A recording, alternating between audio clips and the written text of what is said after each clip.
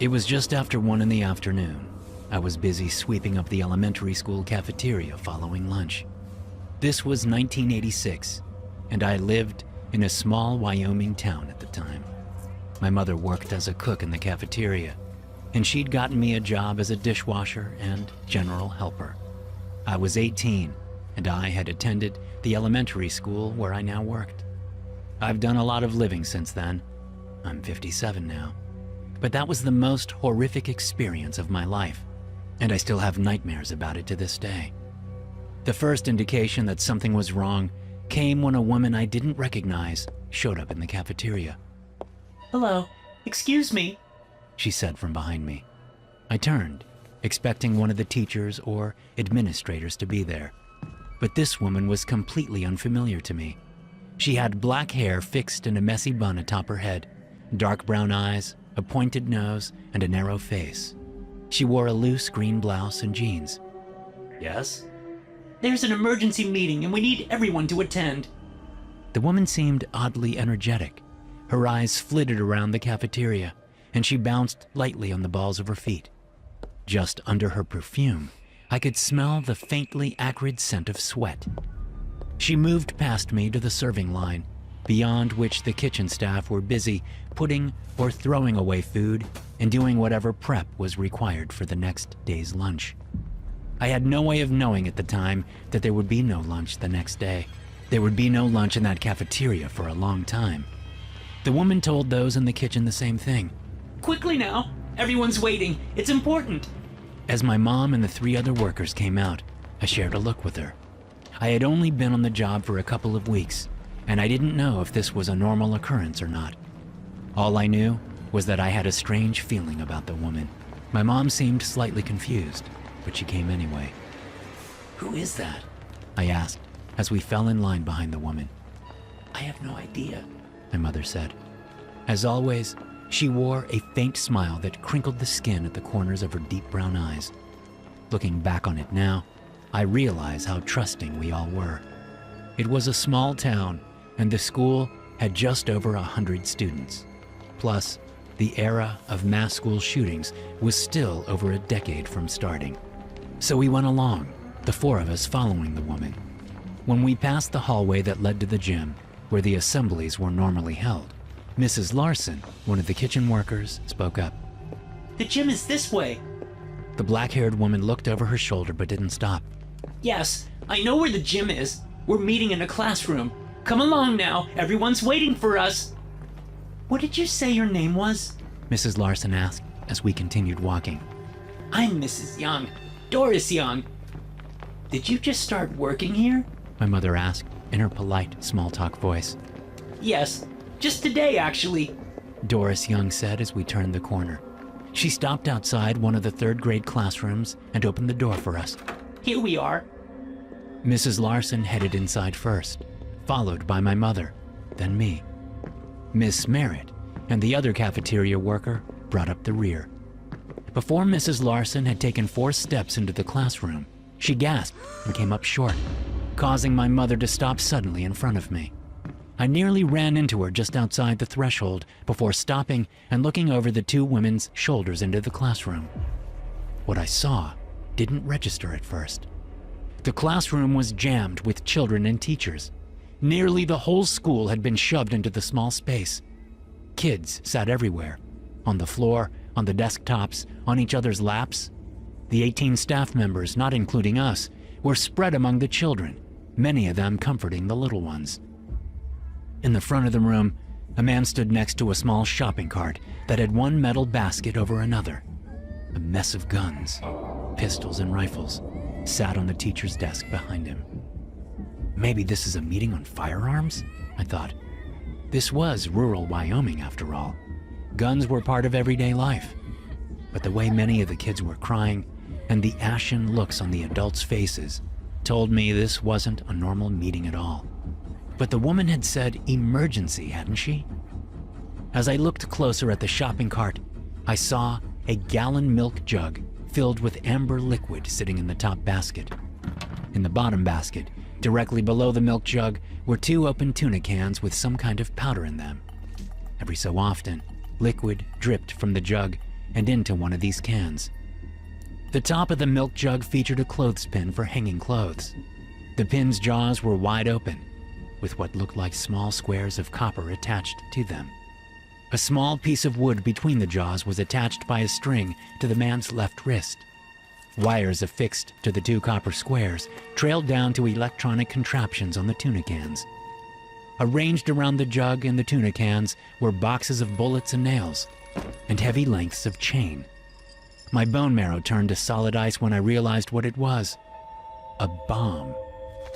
Get in here, the man said, gesturing us inside with a pistol in his right hand. He had curly brown hair, wide, undiscerning eyes, and a messy beard with a mustache that grew lopsided, making him look as if he was constantly hitching the right side of his mouth up in a half smile.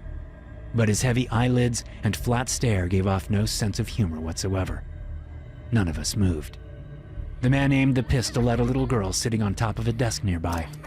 Get in here, or I kill this girl. We all moved inside. Doris closed the door behind us. That's everyone. You're sure? The man asked. Yes, David. She snapped. I'm sure. Well, good, David said, looking around as he grinned vacantly. I have some great news for everyone. We're all going to a better place together, and we're going real soon. The smell of gasoline was making my head hurt.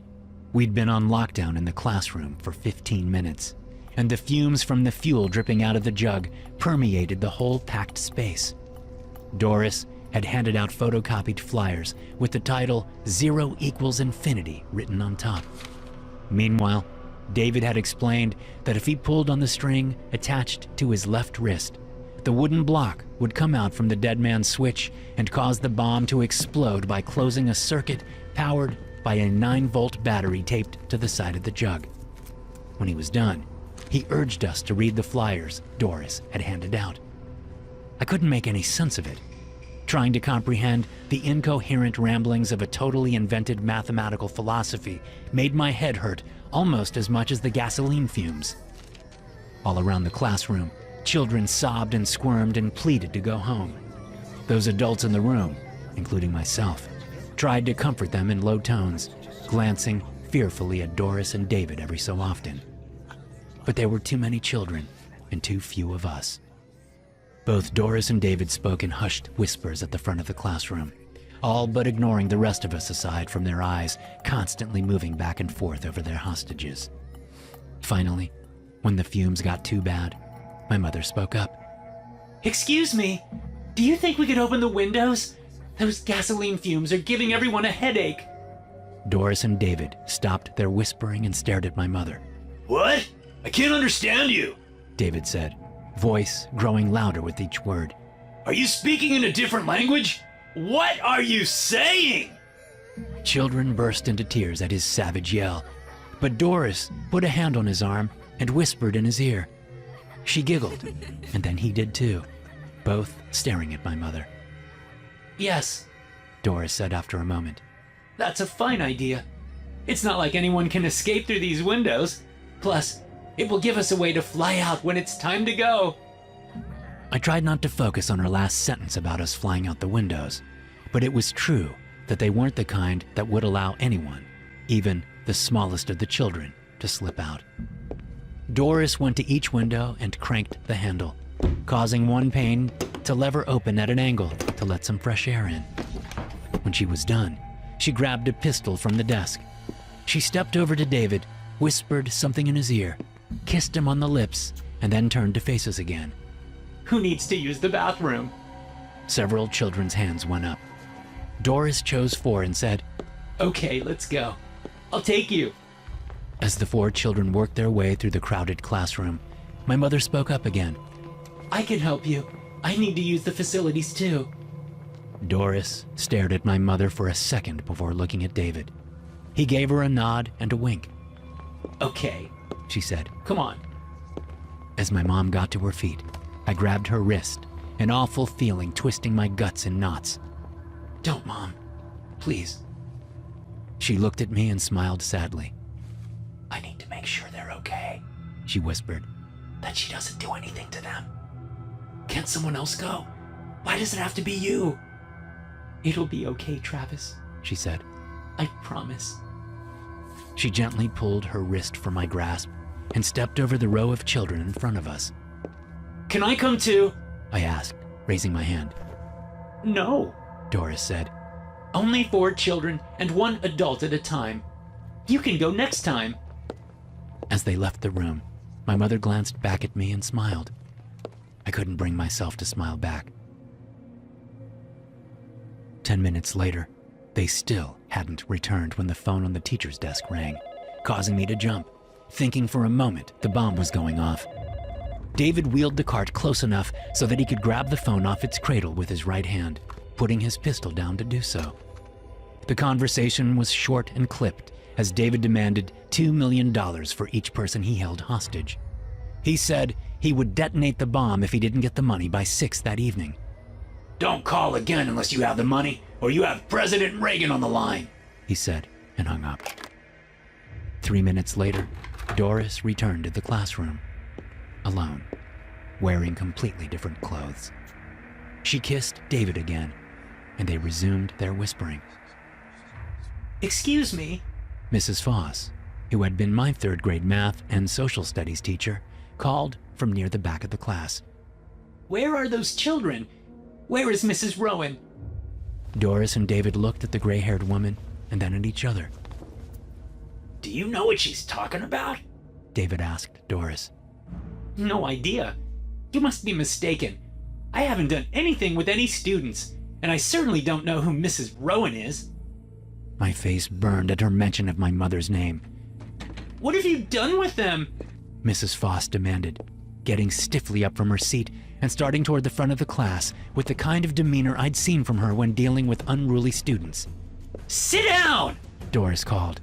What did you do with them? Mrs. Foss said, still coming. Sit back down! David shouted. But Mrs. Foss wasn't having it. She kept coming, trying not to step on any students as she did. I still don't know what she thought she was going to do when she got to them, but I was rooting for her. I admired her tenacity, her fearlessness, right up until Doris shot her. The crack of the shot made me flinch and release a frightened gasp. Mrs. Foss cried out in pain and fell to the floor, gripping her left thigh. A chorus of screams erupted from dozens of children. A 5th grade boy who had been sitting behind Mrs. Foss on the floor when Doris shot her now got to his feet and stumbled toward the classroom door. He made it only a few feet before he collapsed and went still. Every adult in the classroom and many of the children stared at that young boy for a long time. Even Mrs. Foss, gripping her injured leg, looked over. Blood expanded from under his chest, where the bullet struck him.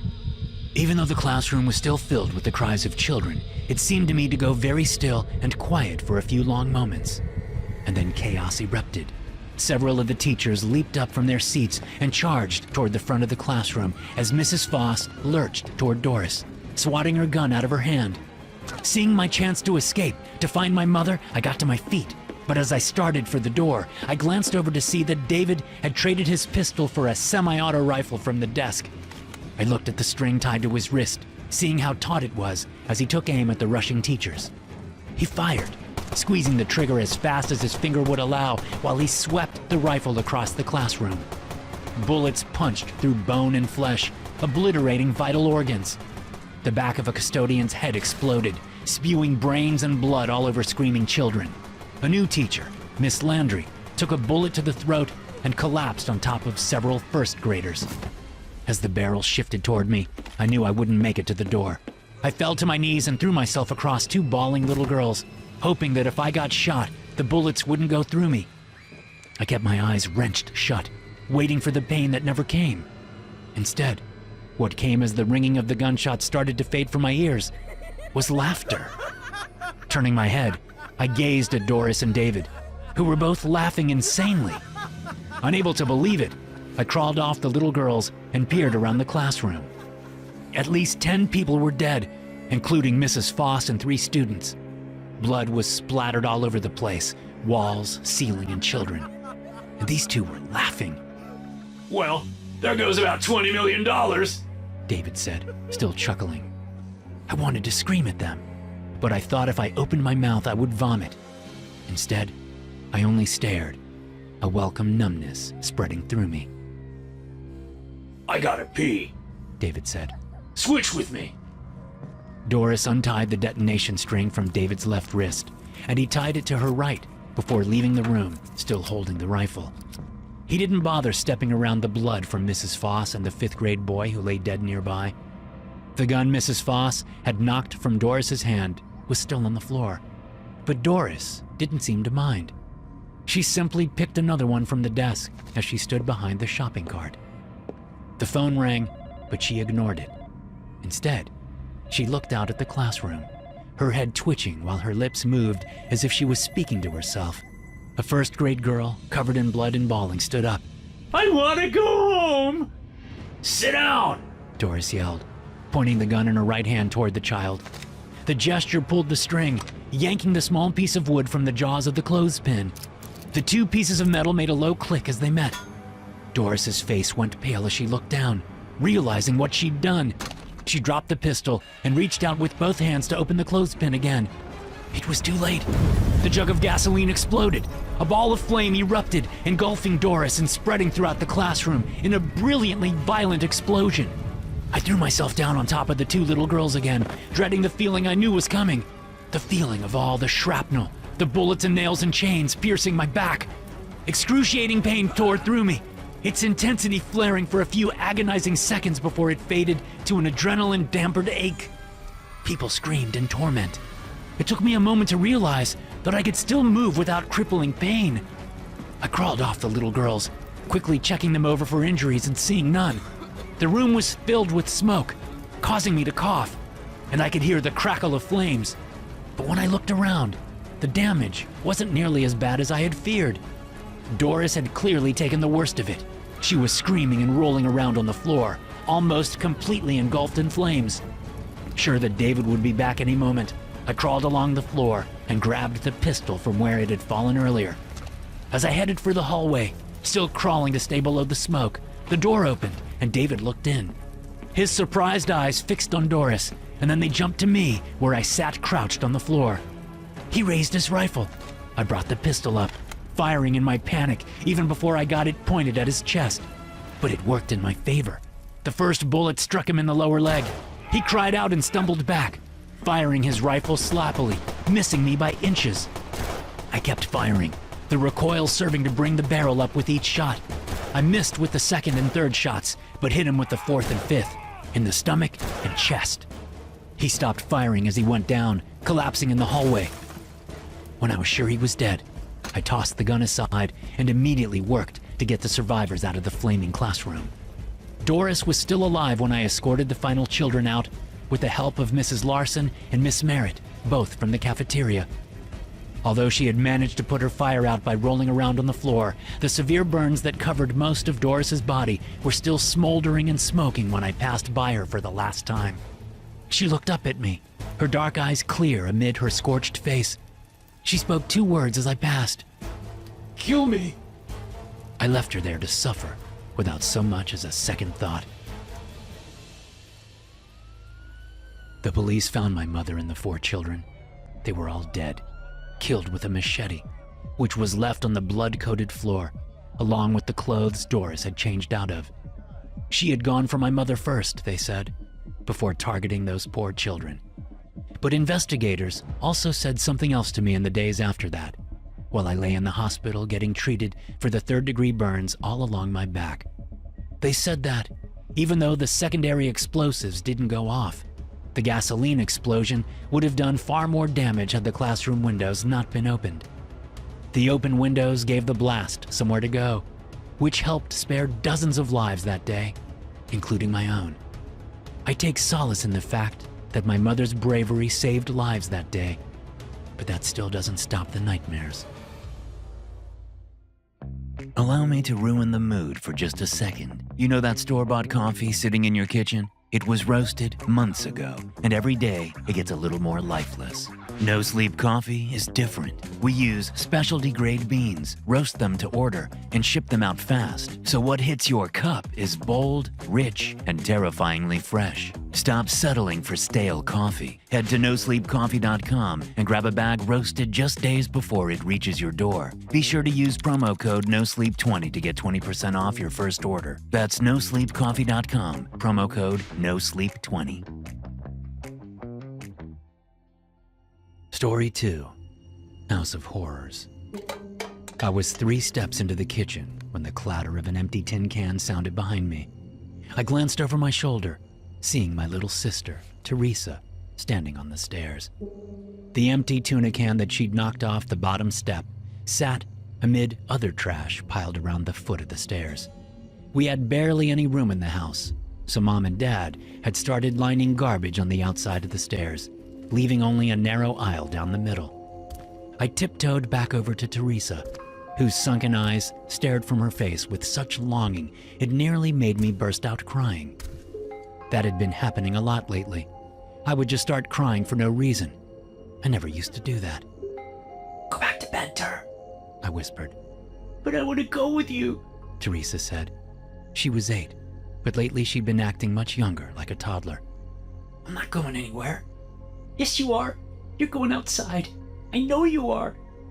My plan had been to see if I could find a way to pick the kitchen door deadbolt, but there was no way Teresa could have known. Oh? And how do you know that? Because that's where I want to go too. I want to go out there and never come back. Well, if you go back to bed, I'll see if I can make that happen. If I find a way to get out, I'll come get you. How about that? It had been my plan all along, so I wasn't lying to my little sister. Teresa shook her head, pressing her pale lips together. A door opened upstairs, causing a vice to clamp on my heart. Teresa's eyes doubled in size, mirroring my own. I yanked her off the stairs and toward the living room, where piles and bags of trash covered nearly every inch of the floor. Hide! Who's down there? Dad shouted from upstairs. Who's out of their bedroom? I knew Dad would search the bedrooms upstairs if he didn't get an answer in the next few seconds. So as I shoved Teresa into a pile of trash, lifting a stinking bag to cover her, I called up. It's just me! My voice quavered sickeningly. I pushed back the urge to cry. When Dad didn't answer, the only sound was his heavy footsteps rushing down the stairs. I knew my punishment would be bad. I made sure Teresa was hidden before stepping over to the bottom of the stairs. At 15, I was nothing more than a skinny kid weighing barely 100 pounds. My father, on the other hand, was over 6 feet tall and 200 pounds. As I looked up the dark stairwell, I saw him coming down. He wore only underwear and a surgical mask. His eyes blazed over the pale blue of the mask. I was thirsty! Before I could get the rest of the word out, Dad grabbed me by the face and slammed me into the floor. Some of the trash cushioned my fall, but I felt the unyielding form of a glass bottle jab me in the spine. What did I tell you about leaving your bedroom? He screamed, palm still over my face, hands smelling of alcohol-based hand sanitizer. What did I tell you? His voice shot up in tone as he dug his fingernails into my cheeks. There was no recognition in his bloodshot hazel eyes, only madness and anger. What's happening? Mom screamed from upstairs. I heard another door open, and then my mother yelled again. But this time, I knew her words were directed at my twin brother, Timmy. Get back in your room! Don't come out here! It could be contaminated! Mom, he didn't go anywhere! He didn't do anything! Timmy said, always standing up for me. The horrible sound of an open palm slap came down the stairs. My mother said something else to my brother in a low tone, but I couldn't hear it. The bedroom door shut again. Dad was no longer looking at me, and his grip had eased a little. He was peering at the back door in the kitchen, making sure it was closed. He grabbed a handful of my shaggy hair and hauled me to my feet. With his other hand, he gripped my chin from behind and propelled me into the living room, toward the front door. I heard Mom rushing down the stairs as Dad bent down and said, Did you open a door? A window? Did you open anything? No! I said through gritted teeth, as if I could. They had sealed the entire place up so tight, not even ants could get in to feast on the garbage. Mom came around in front of me and dropped to her knees, so her face was slightly below mine. She wore shorts and a white tank top. Her light brown hair was matted from her pillow. Like Dad, she wore a surgical mask over her nose and mouth. They both slept in them. Let him go! She commanded. Dad let go of my hair and chin, allowing Mom to grab me by the ears, sharp thumbnails digging into the flesh there as she peered at me with her frenzied green eyes. Why are you doing this, Tony? She pleaded. Why do you keep doing this? Do you want us to die? Do you want your brother and sister to die? Is that it? I couldn't hold back any longer. The tears started. Don't you do that! Mom screamed, jabbing her thumbnails harder into my ears, drawing blood. COVID doesn't care if you cry. It won't turn around and go away if you just bawl your eyes out. You're too old for this, Anthony. You should know better. I tried to say I was sorry, but I couldn't form words. I was bawling, taking hitching breaths. For the first time in my life, I was wishing death on two members of my family, my mother and father. What is it going to take for you to learn? Dad said, his voice oddly high-pitched. We've tried everything with you. Everything. Not everything. Mom said, looking at Dad over my head. As they shared a look, I finally found my voice. I'm sorry. I blubbered. I won't do it again. Never again, I swear. They seemed not to hear me. Bring me a pen from the kitchen, dear. Mom said. I didn't know what they wanted a pen for, but I knew it wouldn't be good. I tried to pull away, but my mom shifted her grip to my head. I raised my hands and took hold of her wrists, trying to yank her hands off. She wouldn't let go. I kicked out, not really thinking about it. My sock-covered right foot struck my mom in the pelvis. It wasn't hard, but it was enough that my mother's eyes changed. For a moment, I saw a glimpse of the old her, back before COVID, when we were allowed to leave the house, to go to school, to have lives. Back when I felt like I could count on her to protect me. Then it was gone, replaced by a rage I had never seen in her before, never even imagined I could see. Her teeth clacked together as she sneered, grabbing me by the throat. He hit me! She screamed. A fist cracked into the side of my head, and I went down to the trash-strewn floor. Mom and Dad pinned me face down. Dad knelt on my lower back, while Mom held my head down with one hand, right ear pinned to the floor. With the other hand, she took the pen Dad had brought and slid it into my left ear canal. She did it slowly at first, like a doctor checking my ear health. But as I grunted and squirmed, she jammed it in. The pain ripped my breath away. Something popped, and a sudden ringing noise erupted in my head. I could only hear my screams from one side as Mom shoved the pen deeper into my ear. Then my screams were joined by others, of a pitch that only a little girl can manage. Through tear-blurred eyes, I saw Teresa's bare feet come into view as she screamed for Mom and Dad to stop hurting me. The crack of flesh on flesh sounded in my one good ear. Teresa collapsed to the floor next to me. Blood poured from her nose and her eyelids flickered over the whites of her eyes as she fell unconscious. With what little strength I still had, I tried to get to my feet. I jolted my father partly off me and yanked my head from Mom's grasp. But Dad recovered quickly. With the pen still sticking out of my ear, Dad grabbed a fistful of my hair and yanked my face toward him. Why can't you just obey? He shouted, tears streaming down his determined face. He slammed his fist into my face, and the world lost its coherence. The changes had happened gradually. When the pandemic hit, I was as scared as my parents. At 10 years old, I wasn't truly able to comprehend what was happening. And because my parents never allowed us to watch the news or allowed us to have phones until we were 13, everything was filtered through them. Of course, even 3 years after we went into lockdown, after my twin and I had turned 13, we still weren't allowed to have phones. The pandemic had changed everything. When the first reports of COVID in our city were announced, they pulled us out of school. By then, things were already bad in other parts of the world. Thousands of people are dying. Dad said. We need to go into lockdown to stay safe. For how long? I asked. We don't know, honey. Mom replied. Until it's over. They started to homeschool us. Back then, They let us use tablets for 30 minutes a day, but the devices had strict controls on them, not allowing us to access any social media or news sites. The only ones we were allowed to visit were learning sites. Still, we got a steady trickle of information through our limited view of the outside world, and we started to ask questions about vaccines, about immunity, about going outside into the backyard, promising we wouldn't leave. Soon after, they took away the tablets entirely and disconnected the smart TV in the living room from the internet. When Mom started to feel sick 6 months into lockdown, things got worse. While Mom and Dad had previously left the house to take the trash out to the bin or check the mail, they would no longer do that.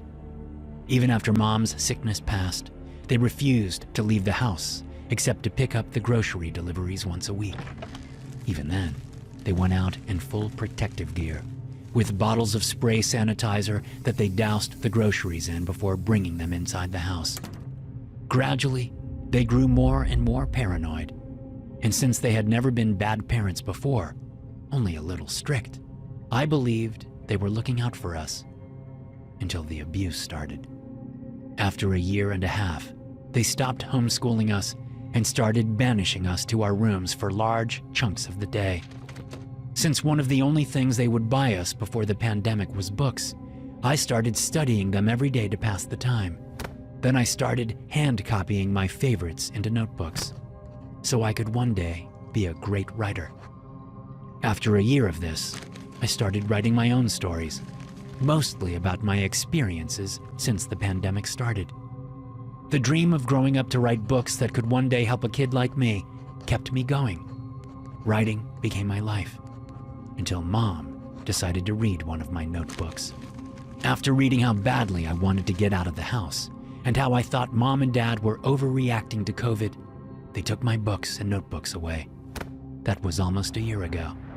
Now, 5 years since our lockdown started, and a week after Mom shoved a pen into my ear, I lay on my twin bed, still unable to hear out that ear.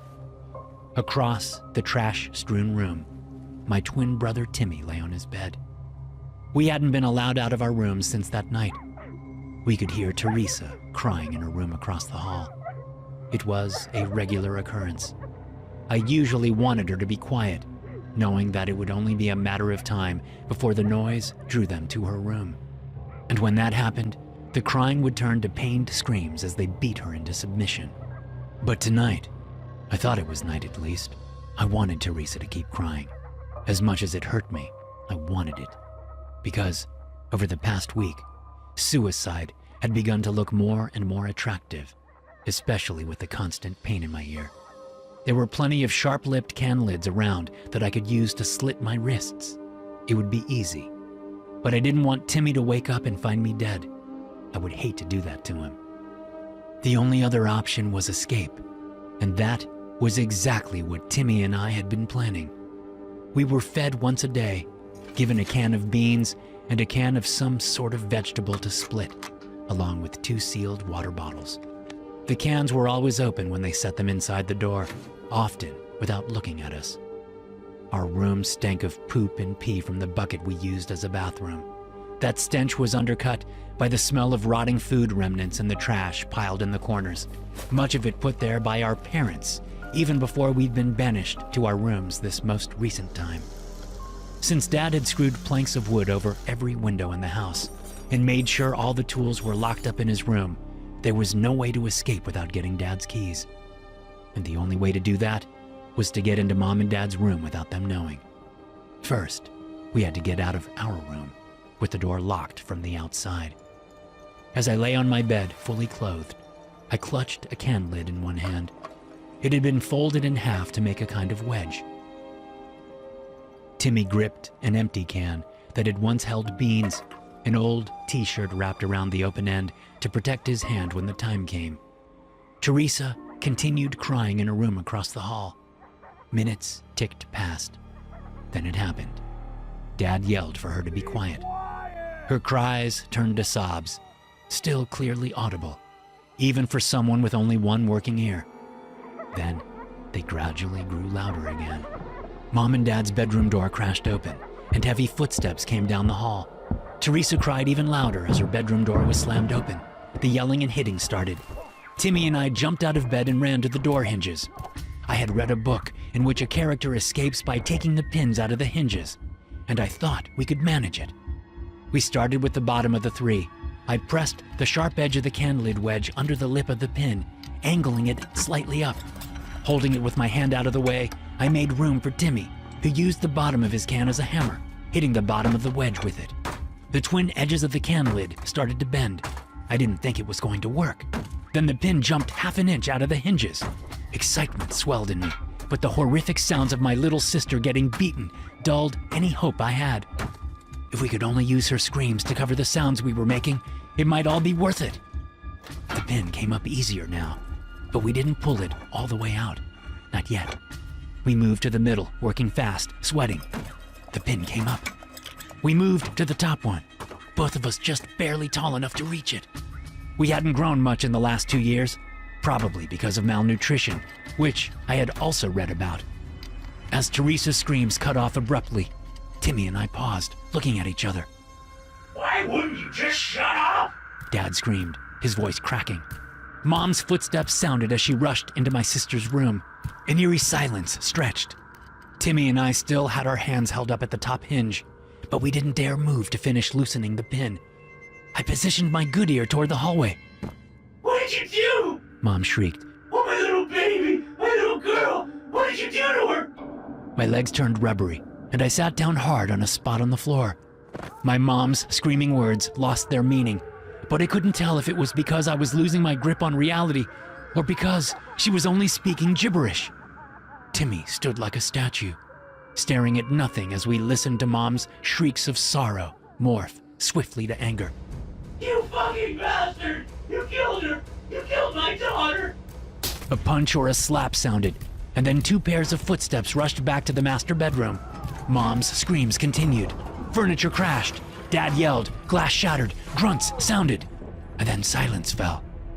Time passed in a slow-motion blur.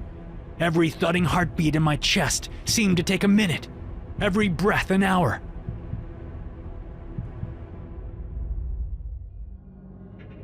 The house remained as quiet as a mass grave.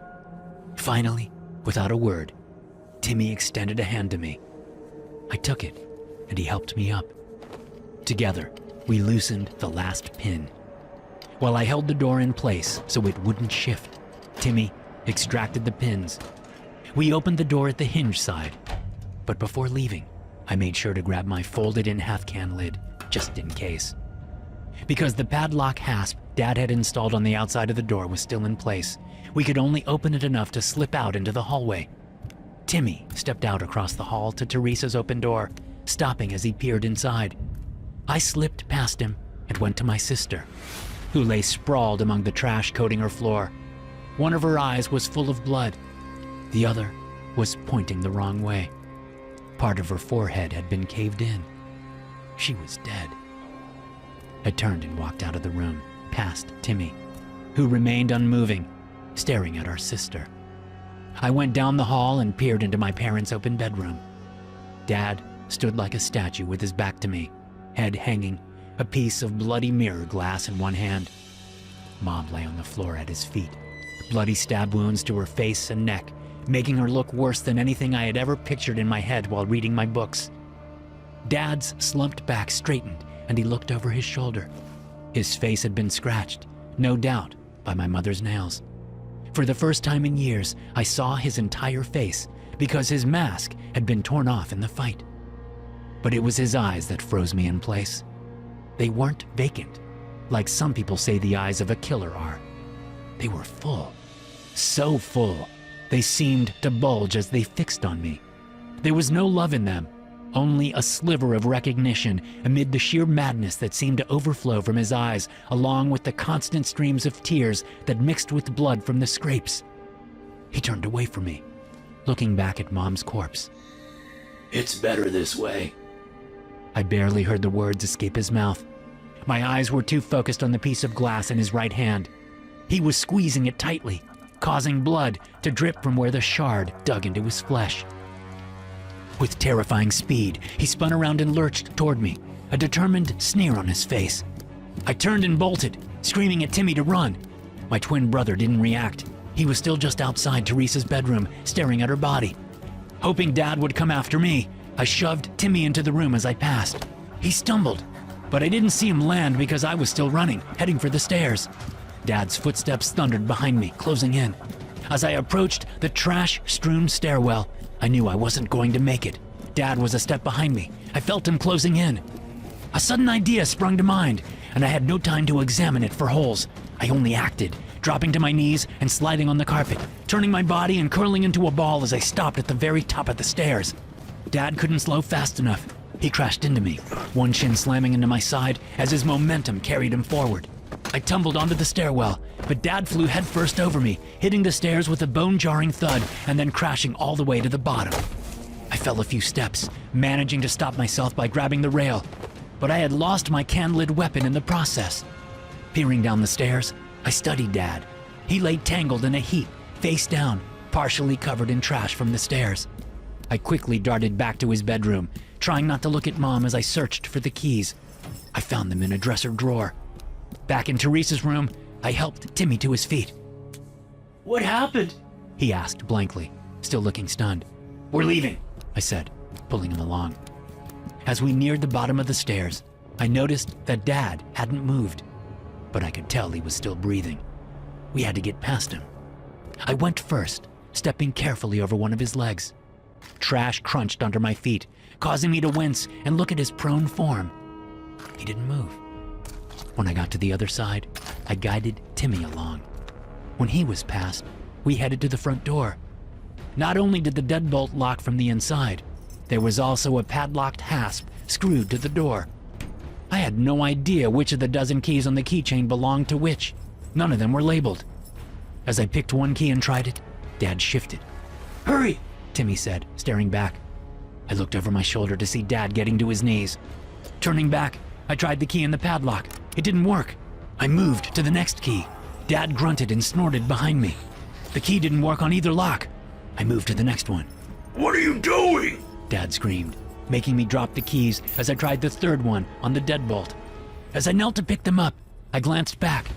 Dad's face was covered in blood, much of it coming from his nose. His left arm was broken badly, but in his right, he held the shard of glass. He tottered to his feet and limped toward us. Hurry! Timmy cried. Hand shaking, I tried the fourth key. It worked in the deadbolt. Knowing it wouldn't work in both locks, I moved to the next one. Dad's footsteps grew closer. Timmy started crying, begging Dad to leave us alone. The key worked in the padlock. I pulled it off the hasp and threw it to the floor, yanking the door open. But it was too late. Dad slammed it before we could slip out. He leaned against the door with his right hand, which still clasped the mirror shard, preventing me from opening it. I turned and looked up at him, surprised to see terror on his face. You let it in, He said. My mask! Where's my mask? Dad lurched away from the door in a limping frenzy, shouting about his mask as he searched frantically among the trash at the bottom of the stairs, apparently not remembering when he'd lost it. I pulled the door open again. Timmy and I slipped out into the night, shutting the door behind us. Dad shouted from inside, but as we sprinted down our long driveway toward the road, I glanced back over my shoulder often. He never opened the door. Our nearest neighbor was a good quarter-mile away. We banged on the door. Soon, lights came on in the dark house. When a man came to the door, he saw the state of us. I rushed through a brief explanation of our situation and asked him to call the police. He led us into his immaculately clean house, where he gave us water to drink when he dialed 911. Finally, I thought to ask him, Is it over? Is what over? The pandemic! COVID-19, is it over? The man looked at us like we were crazy. How long have you been locked up? Since whenever the pandemic started. I said. Jesus, Mary, and Joseph. The man whispered. 5 years? Yes, the pandemic is over. COVID is still out there. Probably always will be. But it's not like it was. You're safe. You'll be okay. So we're not going to die from it even though we were outside? Timmy asked. No. The man said. No, you're not. Timmy and I looked at each other, and while we couldn't muster a smile, we shared a look of relief. I turned back to the man and said, Do you have a notebook and pen I could borrow? Story 3. Code Silver. I'm starving. Emily whispered, so as not to wake my grandmother. I'm going to head to the cafeteria. Do you want anything? I peeled my eyes from the hospital bed containing my shrunken, sleeping granny and looked at my girlfriend. Maybe just a coffee, I said. Hospital food is always so expensive. My treat, Emily said, gold green eyes sparkling in the afternoon light streaming through the window next to my seat. Thank you, I smiled. but I think I'm good. Coffee would be great though. Emily nodded, gave me a kiss, and left the room, shutting the door quietly behind her. Settling back in my seat, I reached out with my right hand and took Granny Grace's left. Her paper-thin skin was dry and translucent. I could feel her fragile bones through the cold flesh. The hospice people were going to arrive within the hour to move her from the hospital and into the facility where she would take her last breaths. I had known this day was coming, like I knew death would eventually come for us all. But now that it was here, I could only rage ineffectually against it. The woman who had raised me was dying, and I couldn't do a goddamn thing about it. Like most people, I had never liked hospitals. I had always associated them with death. But as I sat there holding Granny Grace's hand, I had no idea the kind of death that was about to befall the hospital. Granny Grace's room was on the second floor, with a window overlooking a parking lot just outside the emergency room entrance. Still holding Granny's hand, I glanced out that window at the rows of cars under the gray November sky. Monday afternoon traffic moved through the city on the nearby street. People came and went through the parking lot and on the sidewalks, bundled against the cold wind so familiar to anyone who lives in Chicago. But the violent gestures of a man in the parking lot caught my eye. Turning my full attention to him, I saw that he was talking to a dark-haired woman in scrubs next to a red truck parked in the lot. The woman's back was to me, but I could see the man's sneering face. A large Hispanic man, he had close-cut dark hair and a stubble goatee. His thick, round head made it seem like he had no neck. He wore a dark long-sleeve shirt and jeans. Gesticulating wildly, it was clear that he was upset about something. The woman seemed to be trying to calm him down as he got into her face, yelling words I couldn't hear. I watched, unable to look away as the man grew more and more agitated. My heart sped up in sympathy for the woman. Then the fight seemed to come to a head. The man turned in exasperation and went to the driver's door of the red truck. As he did, the woman slipped away, turning to head back to the hospital. I saw that she was a pretty black woman in pale gray scrubs. She pulled a phone out of her pocket and quickly dialed a number as she hustled away. At first, I thought the man was leaving, but he didn't get in the truck. He leaned into the cab and then came out with something in his hand, which he held down by his right thigh as he moved after the woman.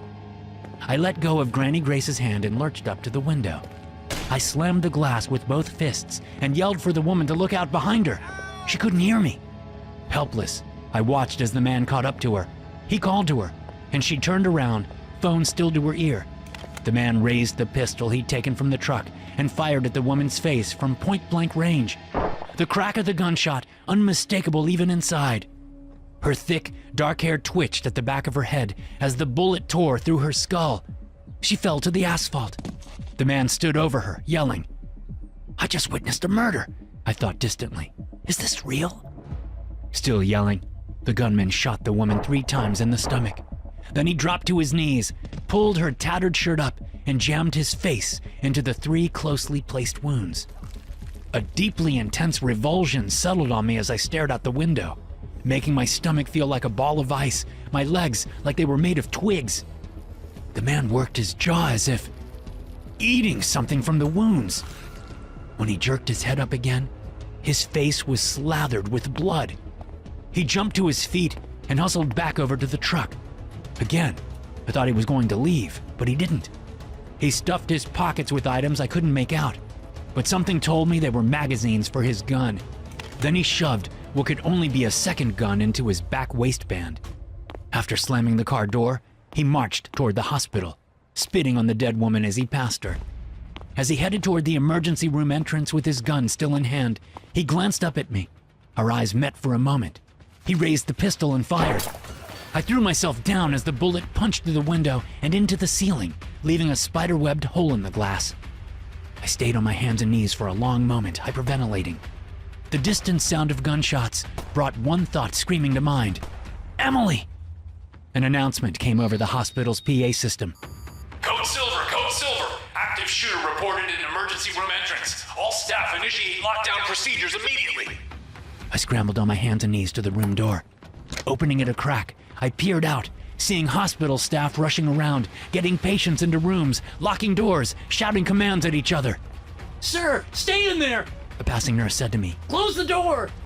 Shaking with fright, I considered simply closing the door and hoping for the best. Isn't that what you're supposed to do in these situations? Lock down and wait for backup?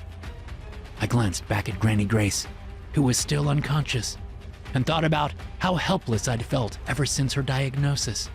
I had wanted so badly to do something, anything, to fight back against death, but I couldn't. Not for Granny Grace.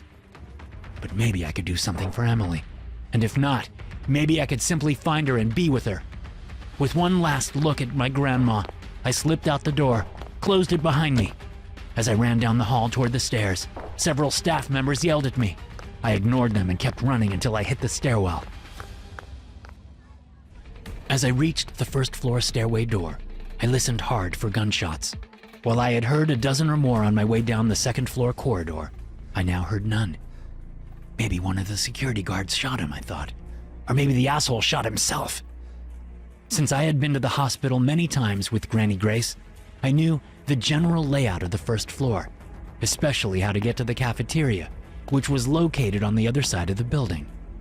After peering carefully through the narrow window in the door, I eased the crash bar down and opened the door, peering out into the hallway.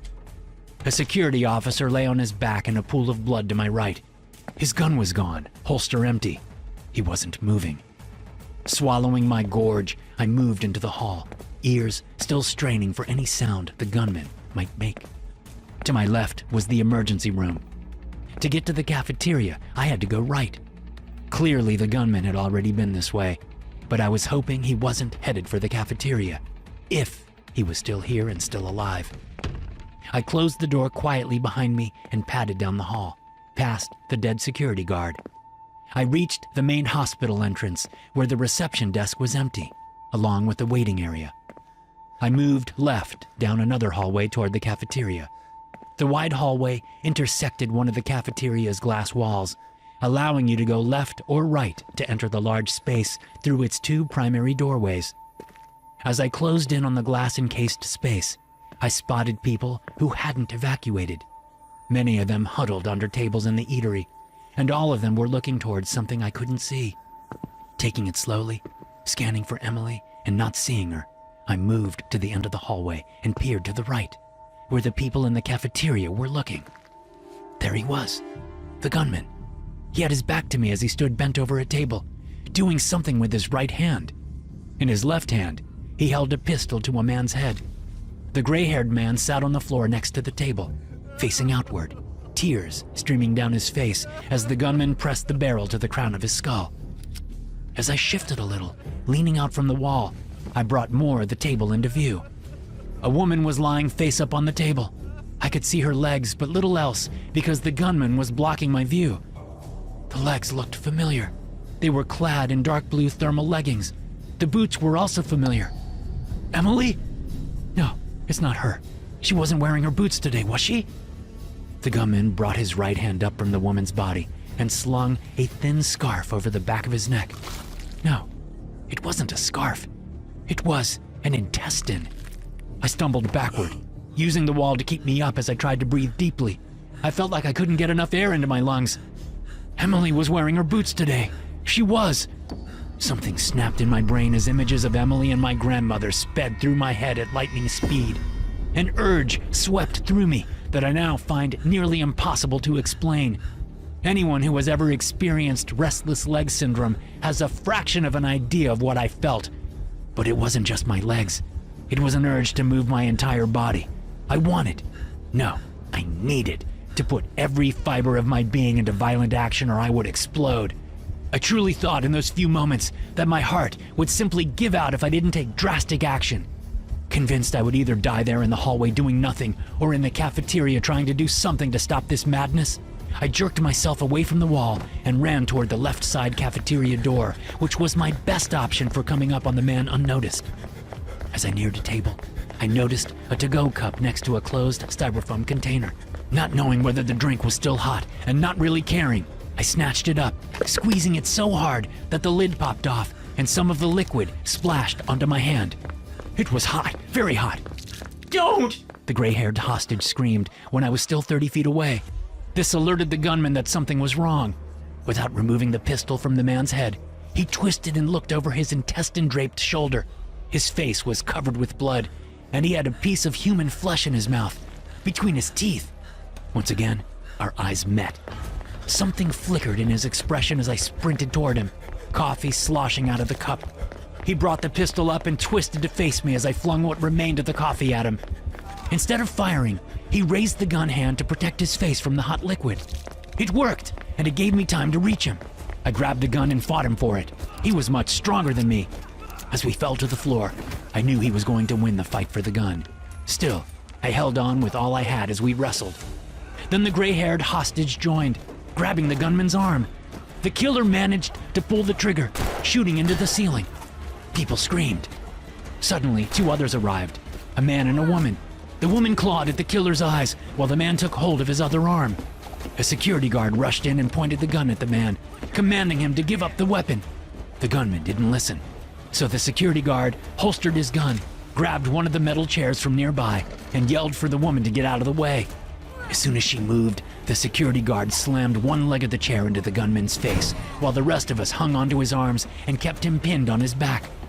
The gunman kept fighting, the intestines around his neck stringing out from the body lying on the nearby table. I hadn't looked at the body. I didn't need to. I knew who it was. The security guard smashed the chair leg into the man's face again. Now it wasn't just other people's blood on his face. Most of it was his.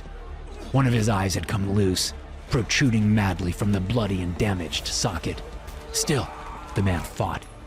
The security guard yelled, a mixture of anger, fear, and determination as he slammed the chair into the man's face again and again and again. Finally, the killer went limp. I yanked the gun out of his hand and threw it so hard it cracked the glass wall I'd been looking through mere minutes ago. Gasping and shaking, I got to my knees and looked at the others who had helped subdue the man. Then I looked at his ruined face. It barely resembled a human face anymore. It seemed to me that it was the face the guy deserved, the one that matched who he really was on the inside. I hoped he was dead. I shook with that hope, swelled with it. Together, we got the guy turned onto his front. The guard secured his hands behind his back. Moments later, the police stormed in and started taking control of the scene. As I got to my feet, I glanced at the woman on the table. It wasn't Emily. A sense of relief swept over me, followed immediately by a crushing guilt. A woman was dead. Many people were dead. And I was relieved? Jason! I turned at the call to see Emily coming over from the far side of the cafeteria, tears pouring down her cheeks. I could now see I'd been wrong. She wasn't wearing her boots today. She was wearing tennis shoes. As we embraced, the relief overpowered the guilt.